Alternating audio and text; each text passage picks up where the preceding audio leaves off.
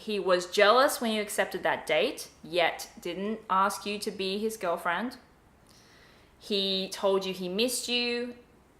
He had a dream about you, yet still didn't say he regretted the breakup or wanted to be with you. Hi, this is Ashley Kay. Today is actually a public holiday here in Australia. It's Australia Day. So I thought I'd take a bit of time out to record this video.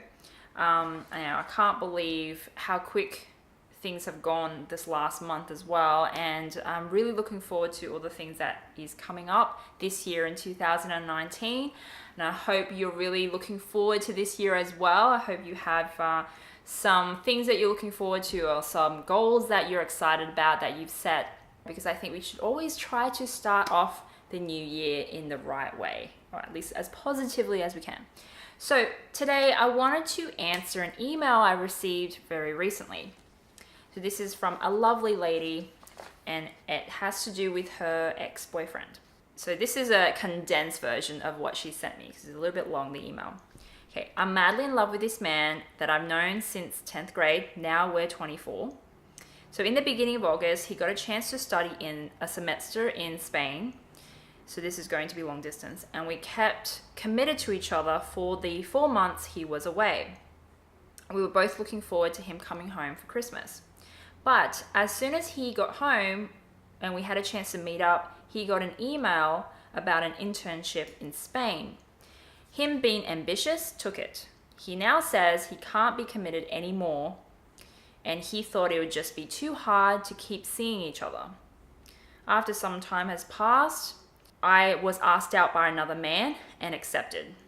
Since I was heartbroken and kind of wanted to fill that void, I told him, and he got a little jealous and said he hoped nothing would happen on the date. Anyway, nothing really happened. I decided not to go. And a week later, he decided to end it more permanently and said he still wants to be friends and keep in touch.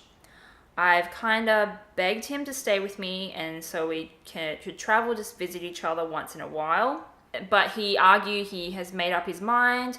And then I came across the no contact rule and have decided to implement it. So it's day 2 now. I started the other night texting him, I know the breakup was necessary. Thank you for being there for me. I wish you the best. Haven't texted since. He then asked what I meant. The next day, he texted me multiple times what I was doing, if I was okay, that he had a dream about me again that night, and I've been ignoring all of his messages. He hasn't said anything about regretting the decision though. Should I be doing this no contact? Is it wrong of me? Should I have more faith like you did and tell him it was okay to be unsure?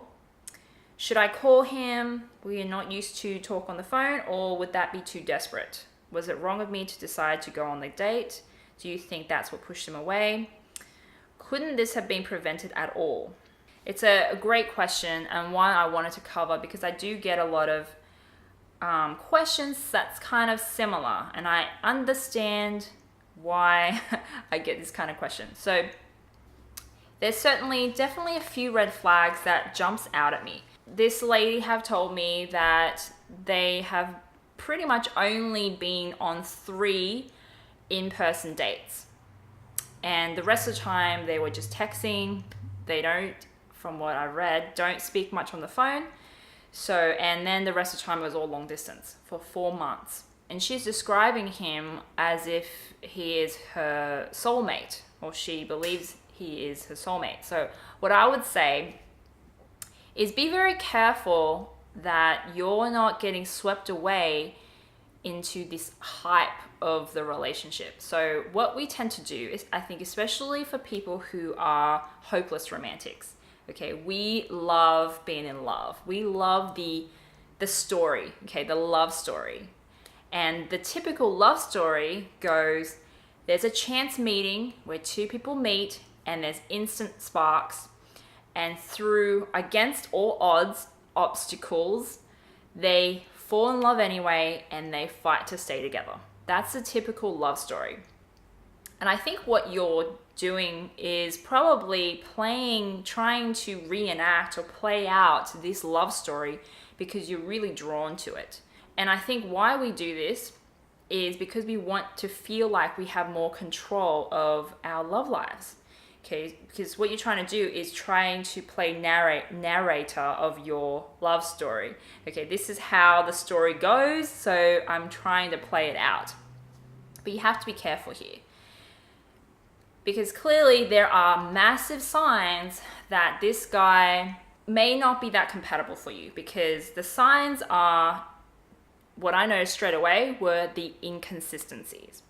And this is something, ladies or men, you have to become very, very aware of and be very quick to pick out. It's not nice, but we need to know it when we see it.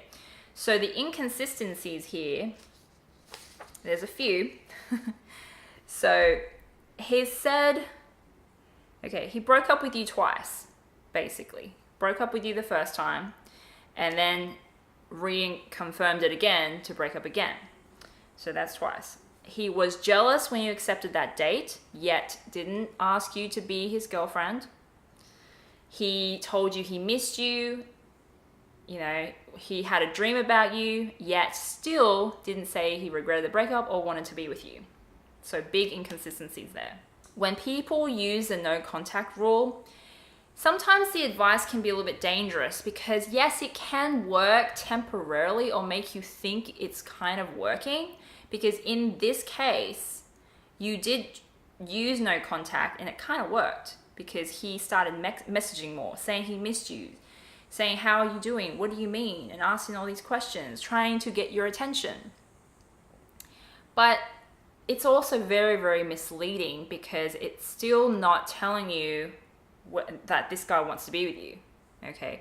And I think you know that. You can sense that there's inconsistencies here and you're getting caught up in that, in the whole drama of it. And women and men too, I guess, they overanalyze when they probably shouldn't. Okay, the situation is pretty simple. It's actually very simple. Try not to complicate it more than it needs to be. It's simple. He just didn't feel enough of a spark, and in the end, even he says he didn't feel the same way anymore. He says that. And then even though he's messaging you, he's saying he misses you, he doesn't say he wants to get back together. I mean, you literally begged him, you know, saying how you wanted to make it work, and he still flat out said no. So it's not like he didn't make that clear. It's just you're trying to, you know, overanalyze it and figure out, well, why is he still messaging? Why is he doing this? And here's the thing, he could be the one. This is the part where people find it hard to move past. He could be the one. Who knows? We don't know what the future holds. No one does. Even him. You know, even though he's saying he's not sure, he doesn't know either. No one really knows. But for you to find out, you have to let him go and let things play out. Let the universe show you, is this guy it? Is he really the one? Is he really your soulmate, or isn't he? Because as time goes on, the truth will be revealed to you anyway. You just don't want to sit around and wait for him to come around, because when you're sitting and waiting, you're still trying to play the narrator of your love story. You're still trying to control the situation. You still think the story is going to play out the way you're thinking it should in your head, when in reality, you can't control it. It's going to play out how it's going to play out. We don't know how it's going to play out, right? So my advice here is you need to just let him go, because if he is the one, it will show you. Time with time, it will be shown to you if he is the one. Don't try to force it. That's when you're going to, if you try to force it, you're blocking out other possibilities from coming through. I mean, you already passed on a date with another guy. You may have passed on the love of your life. Who knows?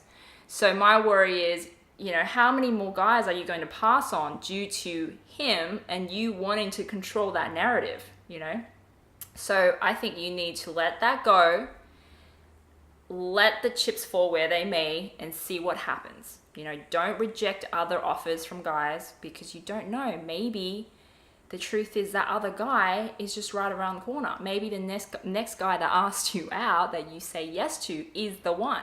Who knows? Okay, once again, let things happen as they're meant to happen. Don't try to control. And then if you do that, then you're most likely going to get to where you want to be, which is a great relationship with a guy, instead of just thinking, okay, this guy, when who knows, right? No one knows. I know it's not always easy to hear that, because when we don't feel like we're in control, especially in our love lives, and we really like someone and we thought it was going a certain way and it doesn't, and we feel out of control, we want desperately try to control. So I feel that from you because of your questioning, did I do the right thing? Maybe I shouldn't have done that. Maybe if I had done something else, this wouldn't have happened. But honestly, the right guy, the truth is, with the right guy, you can almost do no wrong. You can go no contact or not do no contact. You can talk to him, not talk to him for a long time. You can screw up all kinds of different ways. And at the end of the day, it still will not matter. The right guy will still be there. He will still be there because he feels that special connection with you. But the wrong guy will run at the first sign of an obstacle. And here is the obstacle, which is the distance. So if a guy is willing to leave you that quick, that's a sign that he's probably not it. But let's not overanalyze. Let's just accept it the way things are, and let's just let things play out, okay? So that's my little tip for you today. I hope that's been helpful. If you have any questions, please let me know. You can also check out my website at ashleykay.com and my YouTube channel. And I'll be back with more videos soon. Talk to you later. Bye.